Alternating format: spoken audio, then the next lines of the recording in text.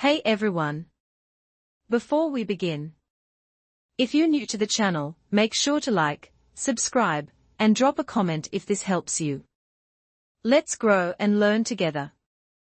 Alright, today we are solving the first question of the Love Babbar DSA sheet. Let's head over to the site and take a look at the question. Okay, here it is. Let's copy the test case and understand what the problem is asking. We are given a string, and we simply have to reverse it. Let's take an example. Suppose the input string is 4. If we reverse the order of the characters, we get ROF, and that's our expected output.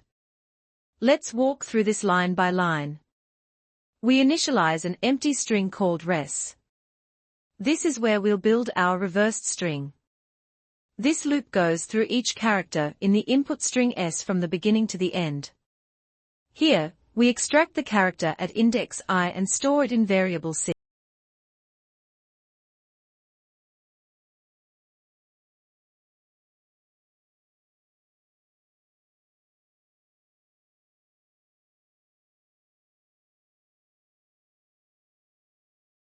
This is the key step.